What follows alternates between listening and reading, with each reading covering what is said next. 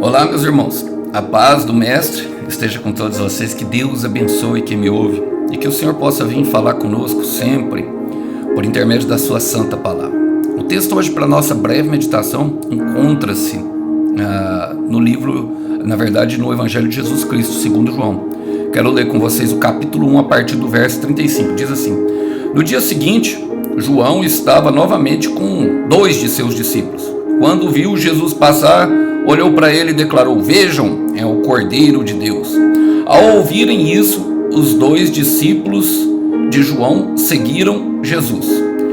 Jesus olhou em volta e viu que o seguiam. O que vocês querem? Perguntou. Ele respondeu: Rabi, que significa onde o Senhor está hospedado.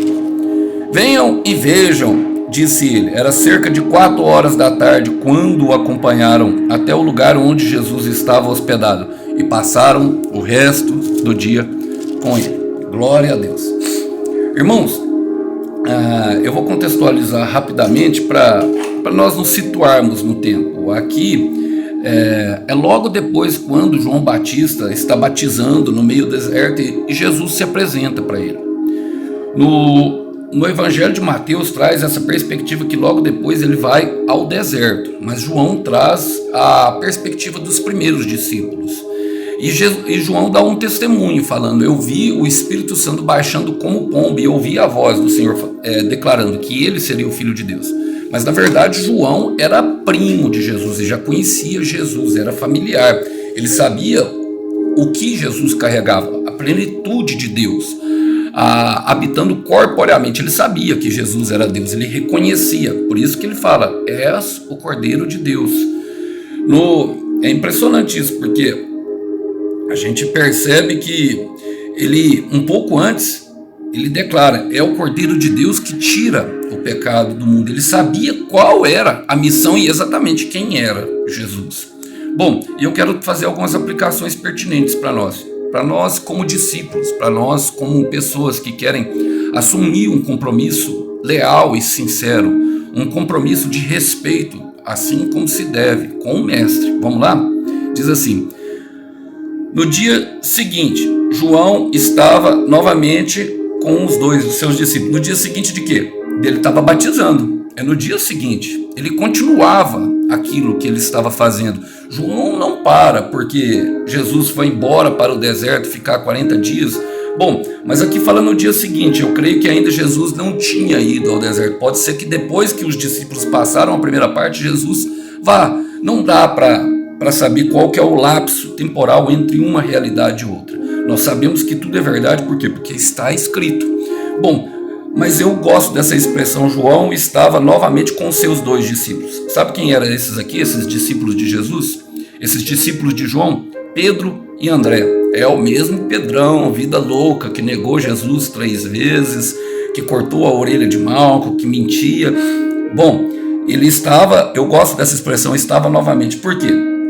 Em 1 Coríntios, capítulo 15, versículo 58, Paulo dá uma receita de sucesso, daquilo que nós podemos aplicar em toda a nossa vida. Fala assim, ó: portanto, meus amados irmãos, mantenham-se firmes e nada os abale.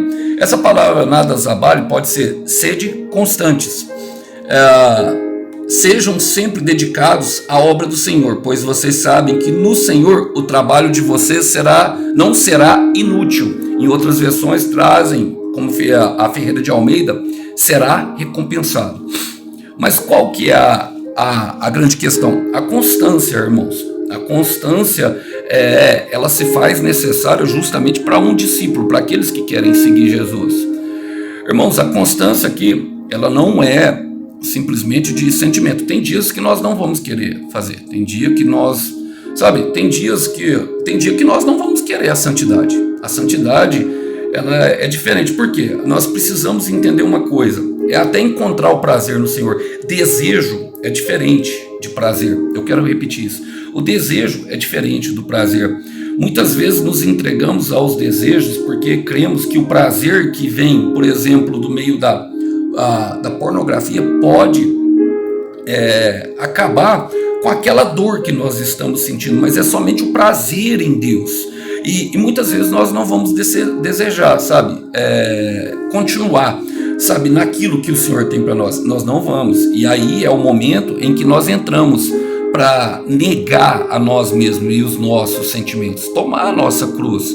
Não é fácil, irmãos, não é algo simples, eu sei que é difícil, até obter a constância, mas o Senhor, Ele nos fornece todos os recursos, e é justamente o que João fala no versículo 26, ele fala, quando viu Jesus passar e olhou para ele, declarou, olha, quem olha para Jesus e reconhece Ele, essa é uma das primeiras, é a primeira característica de um discípulo. Ele conhece Jesus. Ele viu Jesus a passar e declarou. Então ele conhece Jesus. Um discípulo de Jesus sabe quem é Jesus, sabe o que ele pode fazer. Em João 10, versículo 38, ele fala assim, ó, se não acreditam em mim, vejam as obras que faço, assim saberão e entenderão que o Pai está em mim e eu estou no Pai. Ou seja, a divindade dele. Mas João conhecia e sabia que ele era Deus. Fala, vejam, é o Cordeiro de Deus. E eu gosto dessa expressão, Cordeiro de Deus. Por quê? Porque remete justamente a passagem de um pai e de um filho. Eu quero repetir, remete a uma passagem de um pai que ama muito o seu filho, que é de Abraão e de Isaac. Bom, olha, eu quero ler com vocês um texto que está em Gênesis, capítulo 22, versículo 7. Diz assim, Isaac se virou para Abraão e disse, pai, sim, meu filho, respondeu Abraão, temos fogo e lenha, disse Isaac, mas onde está o cordeiro para o holocausto? Deus providenciará o cordeiro para o holocausto, meu filho, respondeu Abraão. E continuaram a caminhar juntos. Eu gosto dessa expressão, continuaram a caminhar juntos. Pai e filho, foi assim que nós nascemos. E é através do Cordeiro de Deus que nós encontramos o perdão necessário para tudo que nós fizemos, para que nós tenhamos a nossa comunhão de filho e pai andando junto com Deus. Olha, eu gosto porque ele teve que entregar, ele teve que renunciar, ele teve que mostrar a renúncia dele. Olha, Deus nunca foi a favor de sacrifício humano. Nunca, nunca, nunca. Apesar dele se fazer humano e se sacrificar por nós, mostra justamente que ele nunca quis que nenhum de nós sacrificasse a própria vida. Apesar de alguns homens se entregarem, como Paulo, por exemplo, como Estevão, os primeiros mártires da igreja, Tiago. Bom, não é esse o caso hoje, mas naquele caso ele pediu um sacrifício de outra pessoa. Não é isso que Deus quer. Olha, quando Deus se apresenta a Abraão, ele fala assim, toma o teu único filho, o filho a quem tu amas. Não era o único filho de Abraão. Abraão também tinha Ismael, que fora gerado com a escrava Agar. Mas Isaac era o filho da promessa. Isaac representava a promessa de Deus. E muitas vezes Deus ele vai chegar e vai requerer de nós a promessa para saber se a promessa toma conta do nosso coração ou para saber se é Ele que está em primeiro lugar no nosso coração. E enquanto isso, Deus proverá. Deus providenciar é o Cordeiro de Deus. O Cordeiro de Deus significa, eu gosto de Êxodo 3,14, Arde Yahvé, eu sou o que sou, ou eu serei o que você precisa que eu seja. Durante os caminhos, os desertos áridos da vida, Deus será toda provisão. E Ele coloca sozinho todo o discípulo. Para quê? Porque vem a segunda parte do discípulo. A primeira conhece Jesus, mas a segunda crê em Jesus. A segunda sabe que Ele é o Cordeiro e que Ele providencia tudo aquilo que nós precisamos. Deus proverá. Deus proverá o quê? Haverá paz no meio do teu deserto. Haverá paz em meio às guerras. Haverá paz em meio às lutas. Haverá paz em meio às tribulações. Haverá paz na tempestade e você andará sobre as tempestades. É isso que Deus está falando. E João sabia exatamente quem era ela. Agora, perceba que João não tinha ciúme, porque ao ouvir isso, os dois discípulos começaram a seguir Jesus. E essa é a evolução aqui, fala muito daquilo que acontece conosco, meus irmãos. Sabe, o discípulo, quando ele encaminha Jesus os outros discípulos a Jesus, em João capítulo 9, versículo 5, Jesus diz, eu sou a luz do mundo. Ele estava falando justamente de um cego que não conseguia enxergar. Ia no templo para oferecer os sacrifícios. Logo depois que ele é curado, os mestres, os fariseus apertam ele ali, perguntando quem o curou. perguntando se ele era pecador. Ele fala: se é pecador eu não sei, eu sei que eu não via e agora eu vejo. E depois expulsaram da sinagoga. E a palavra fala que aquele cego começou a seguir e adorar Jesus. E é justamente isso, irmãos. Nós não é na igreja que acontece, sabe? Não é. É Jesus. É o nome que salva. É o nome de Deus que salva, sabe? Eu entendo a igreja como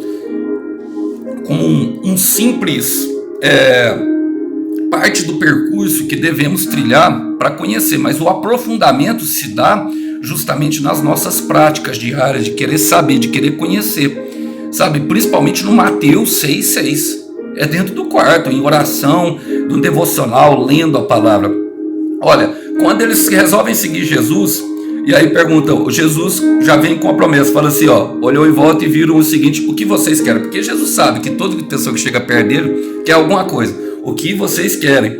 E eles responderam: Rabi. Olha, reconheceram que Jesus ensina, que significa mestre.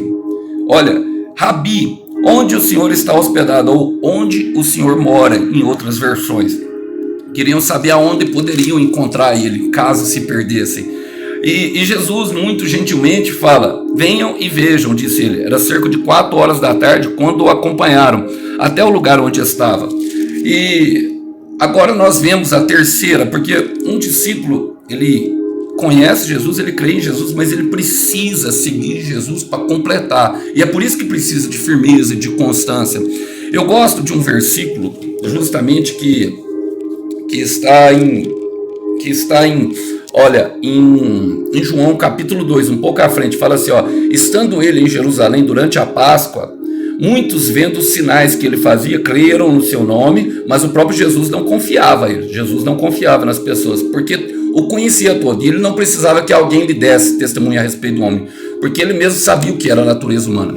Quem experimentou Cristo em nós, a esperança da glória, sabe como é a nossa natureza ruim, e não se dá a confiar fácil. Agora, aqueles discípulos, aqueles que estavam lá que Jesus não confiava, eles só queriam um milagre, eles só queriam a alegria do momento. Isso acontece muito quando nós vemos no calor da emoção as pessoas, quem quer aceitar Jesus no final do culto, e as pessoas entregam de maneira emocionada. Às vezes o pregador até prepara as pessoas a levar esse modo como se tivesse ganhando uma alma para Jesus. E para ganhar uma alma para Jesus, meus irmãos, ela precisa de discipulado. É no dia a dia que acontece isso. É no dia a dia que acontece todo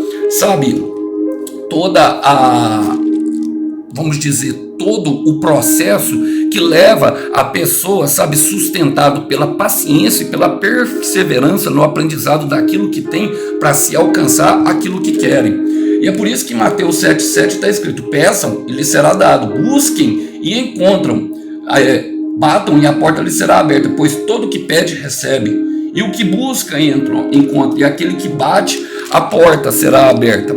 E nós precisamos entender isso, porque Deus se preocupa mais com o estado do nosso coração do que o estado das nossas emoções. Eu quero repetir isso. Deus se preocupa mais com o estado do nosso coração do que o estado das nossas emoções. E é durante esse processo do dia a dia, e não em saltos isolados, por exemplo, como picos emocionados na hora do louvor, na hora da pregação na igreja, que acontece. Não. O nosso batente, meus irmãos, acontece no dia a dia. É quando nós damos de cara com o deserto, é quando nós saímos de perto das pessoas e ficamos somente com Jesus. E por isso ele deu aquilo que eles buscavam: venham e vejam, mas ele fala para Filipe: você verá muitas coisas, muitas maiores que as pessoas queriam acontecer. E eu gosto do final, porque falaram assim, passaram o resto do dia com ele. Mostraram uma disposição de seguir Jesus, mostraram uma disposição de querer ir além. E esse tá o amor verdadeiro, porque entenderam que Jesus tinha as respostas, entenderam que Jesus era a provisão necessária para que eles estivessem atravessando. Talvez eles soubessem já que estavam num deserto espiritual. Aqueles eram Pedro e André. Pedro era o que tinha a mente conectada na boca, e a boca na mente falava, impulsivo, tentava afastar as pessoas de Jesus, defendendo de uma forma sentimental, cortando a orelha dos outros, mentia um pouco. E todos os outros discípulos vieram logo depois, mas esses foram primeiros, Pedro e André. E nós precisamos entender que eles tiveram a disposição de seguir Jesus. Porque quando, olha, eu gosto de Salmo 126, e aqui eu quero terminar, que fala assim, ó. Salmo 126 fala assim, ó, choram enquanto lançam as sementes. Isso diz justamente daquilo que é o nosso discipulado começa. Nós vamos chorar muito. E bem-aventurados que choram, mas falam que choram enquanto lançam a semente. Algumas versões falam que enquanto caminham. O pai e o filho caminhavam juntos, Abraão e Isaac. Olha, falava assim, ó, e no final do versículo fala assim, ó, mas quando voltam com a colheita. Porque quando andamos com Jesus, é certeza que terá uma colheita. E essa colheita abundará 30, 60 e 100. E qual que é essa colheita? É o que eles pediram antes, no versículo 4. Fala assim, ó, restaura, Senhor, nossa situação. Restaura, Senhor, nossa situação. Restaura, Senhor, por completo nossa situação. Livra-nos, Senhor, de todas as mazelas e de tudo que nos impede de viver o novo. Ajuda-nos a deixar aquilo que for para trás. E aí fala, como os riachos revigoram o deserto. É isso. Água viva fluirá. Água viva fluirá do coração daquele que crê que Jesus é o Senhor. Portanto, meu irmão, continue. Até que. E é até que. Entenda que isso vai doer um pouco. Mas enquanto dói, o Senhor tira aquilo que te machuca. Enquanto você ora, enquanto você caminha sobre a obra do Senhor, o Senhor trabalha no teu coração. É assim que funciona. A disposição de se lutar para aquilo que vale a pena cura a gente de tudo aquilo que nos fazia fraco anteriormente. Não devemos nos concentrar no nosso pecado, e sim naquilo que se deve fazer, na prática de amar, na prática daquilo que o Senhor nos ensina. É isso que nos vai levar à vitória. Deus se preocupa mais com o estado do nosso coração do que as nossas emoções, porque é do coração que flui. Que Deus abençoe vocês, que vocês possam ficar com essa breve mensagem no dia de hoje, que ela possa trazer alento ao teu coração. A paz do Mestre. Tchau, tchau.